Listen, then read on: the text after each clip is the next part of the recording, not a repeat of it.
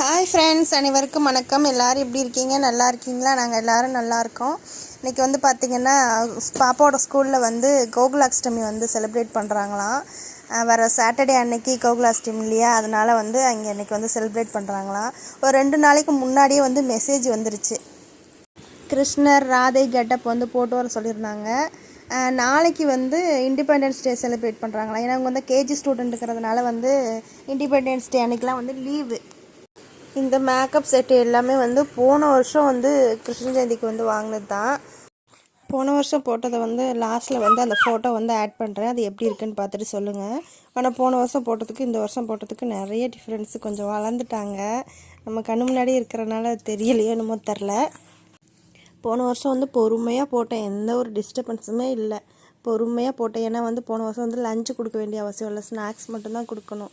அதனால் வந்து 12:30 முடிஞ்சிடும். அதனால் வந்து லஞ்சு செய்ய வேண்டிய அவசியம் இல்லை அப்படிங்கிறனால பொறுமையாக செஞ்சேன். ஆனால் இந்த தடவை லஞ்சு செய்யணும். ரெண்டாவது எனக்கு பையனு ஒருத்தர் இருக்கானே, அவனை வச்சுக்கிட்டு நான் செய்ய முடியல. நான் பட்ட பாடு.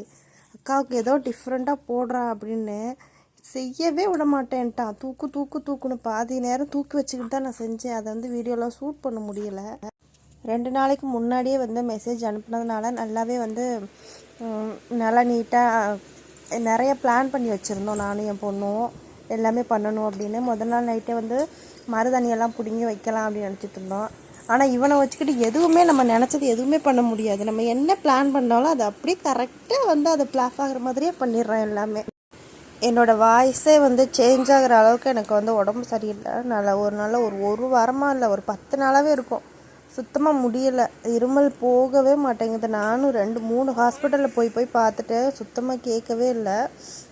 அதனாலே வந்து நான் முதல் நாள் நைட்டு வந்து மருதாணியெல்லாம் பிடுங்கி வைக்கலை. பக்கத்து வீட்டில் இருக்குது, பிடுங்கி வைக்கலாம்னு நினச்சேன். என்னால் முடியலை.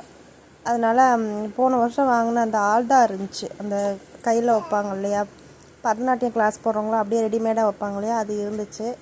சரி அப்படின்ட்டு அப்புறம் அதை தான் வச்சு விட்டுட்டு இந்த மேக்கப் தான் போட்டேன். இது எப்படி இருக்குது அப்படின்னு பார்த்து சொல்லுங்கள். பாப்பாவுக்கு வந்து இந்த மேக்கப் போடுறது, டான்ஸ் ஆடுறது இதெல்லாமே வந்து ரொம்ப பிடிக்கும்.